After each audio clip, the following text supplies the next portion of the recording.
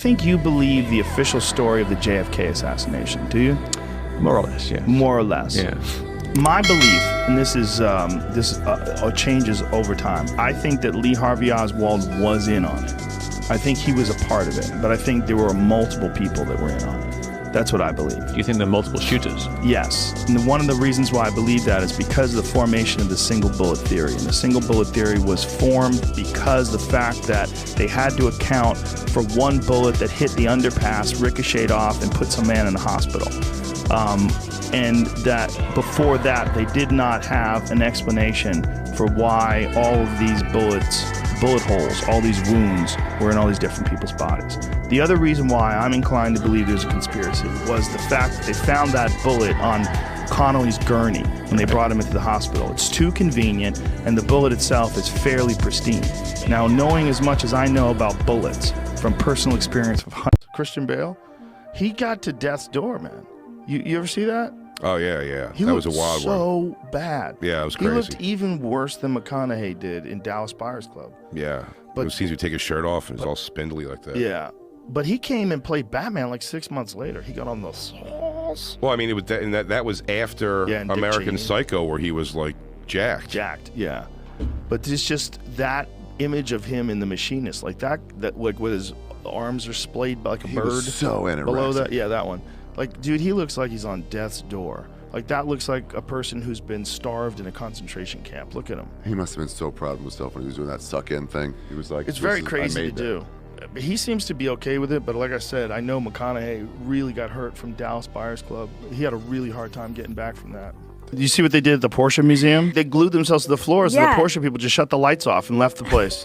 Off. Glued themselves to the Porsche Museum but needed to go potty. Staff simply left, turning off heat and lights rather than calling the police. Good for you, Porsche. It's so dumb. It's like starting the conversation. The conversation's already happening. It's a symbol of this TikTok generation, of all this nonsense that you're seeing constantly online. They're trying to get attention with the least amount of work possible. Yeah, I'm like, go clean up a beach. Do something productive if you care about the climate. What is it about war movies that drive you the most crazy? The fact that almost everything in them is inaccurate.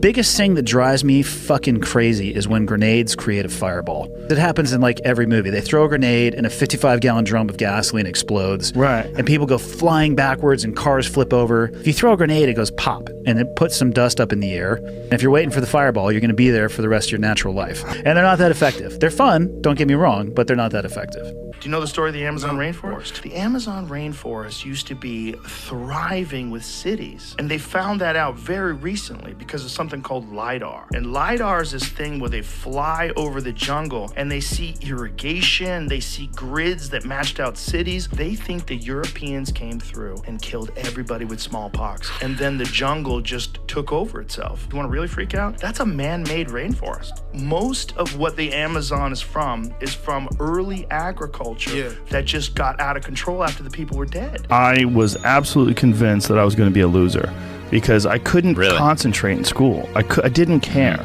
I could not pay attention.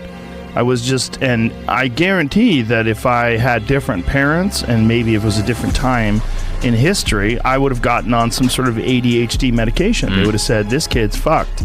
Like, in order for him to be a productive member of society and graduate college and all that, we're going to need to put him on some medication so he can pay attention in school. I guarantee. Because I couldn't. I did not give a fuck what they were talking about. And so I thought that I was going to be a loser. I was like, I can't work. I just can't focus. I owe all of it to this realization that it wasn't that I didn't have the ability to focus. It's just that I am fiercely opposed to focusing on something I don't give a shit about.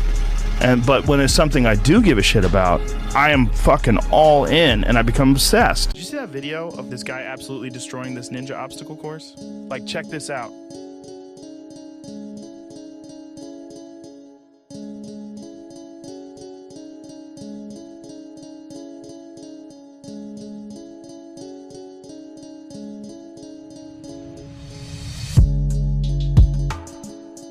That guy, the fat dude in the bicycle suit, ripping those pieces of paper out of those girls' hands. Leave her alone. Do not touch her. Do not touch her. She has nothing. Do not touch her, sir. Leave her alone. Sarah, just walk away. Hey! Hey, get off of her! Just get out of here. You know, I would be in the news with a big old fucking orange jumpsuit on if that was happening to my daughter. Oh my God. It'd be a real problem. Yeah, Joe, it didn't happen. It didn't happen to your daughter, right? I know. You just went to a dark fucking place there. I go there all the time.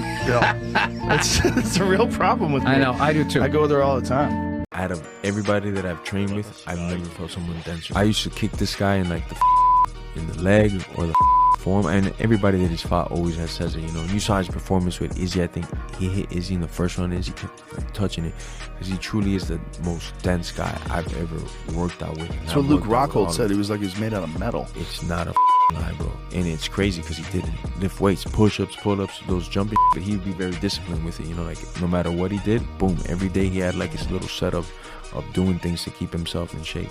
And remember, he got, like you said, he got into UFC at what, 36, 37? 36. If he comes over from Cuba after winning his first world championship, which at 19 years old is the first one that he won it. And you know, if he comes in at like 19 over here. I was walking my dogs in Venice Beach and I stopped because I saw there's like a big house party. And I saw this one guy outside the party who was kind of like a ringleader. He was dancing around, drinking 40s. You know, the guy went over to the woman who was playing the didgeridoo. He lifted it up and he like put it on his crotch. So it looked like this old woman was like blowing his crotch. And I remember just like looking at her husband and he was just like broken. And I like saw red. Right at that point, that same guy, he called my dog over. He's like, oh my gosh, look at that dog. We were probably 50 yards away. And the guy's like petting my dog and kind of like roughing up my dog. I called my dog back and the guy held onto him and didn't let him come back to me. And went over to him and I grabbed my dog and I pulled my dog away and he's like, hey man, get off my dog. I started to walk away and him and a couple of his friends started to follow me. I turned around and I hit him with the right hand and he got knocked out standing up. And he fell down and he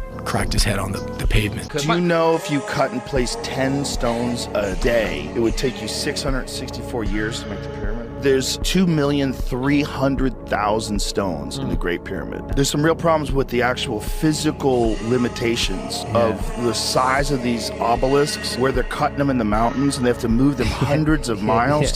How are you getting them out of the mountains? Like, what are you doing? This is like 2,000 tons. Like, what the fuck are you saying? It's very likely that the entire world experienced a cataclysmic disaster around 11,800, 12,000 years ago, somewhere in that range, and it knocked us back into the Stone Age. But those people who were around before that were probably more sophisticated than we are. We just have a hard time imagining that because we don't have any evidence of it. I more and more think that we just have to use our imagination because we're thinking of technology only as technology that we've implemented, like these microphones and cell phones and shit. But it's possible there was a completely different branch of technology and they had figured out something that allowed them to manipulate enormous stones. How about the one when you smoked salvia on a podcast and had a 4-month life? Yeah, they made Red Band and Tripoli's podcast, I think. Remember, they were like, do salvia. So I took a big hit and they were like, that's not big enough. And I was on the brink of disappearing.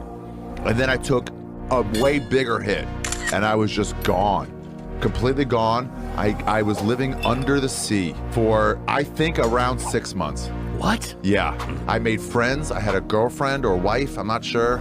I had a life down there. A life in about 8 minutes. But really? I had and then I started coming back.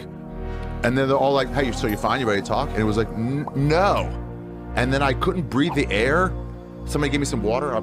This is for breathing, not drinking. It was like the coming back was so difficult. So you, wait a minute, you felt like you were under the sea, not even in like a compound? Breathing water. I forgot that part. So you lived for months down there? Months and months. I became part of their society. The Poseidon missile will cause a tsunami. Can you look up the Poseidon missile, Jamie, please? Some reports claim that Russia's Poseidon missile may exist only as a propaganda scheme. Experts generally agree that the system is very real and has received significant resources from the Russian armed forces, although many details remain unknown. Eating a banana and putting a banana in a blender is two different things. I did not know that. One day I was making coconut milk. One day I said, let me put a banana in this motherfucker just to see it. I'm like, damn, this is delicious. I gained weight that week. I didn't know what it was. From the banana? When you blend a banana, it's 8 points. Because when you eat fruit, the saliva in your mouth breaks the fruit down and it digests the sugar a different way. When you bypass that enzyme in your mouth, that's when you get 300 pounds like Uncle Joey. To this day, he gave John Jones some serious trouble, and John destroyed his legs. Yeah, he needed double knee surgery after that fight. Both of his knees were destroyed. I seen him on the wheelchair. Yeah, crazy. John just destroyed his knees. That side kick to the knees. You know, I mean, John is so good at that. One of his knees they messed up. He tried to kick John, and John slid back and made a miss, and he hyperextended his leg. Yeah, he f***ed up both knees in one fight, and really was never the same again. I think he wins. I think he wins in PFL.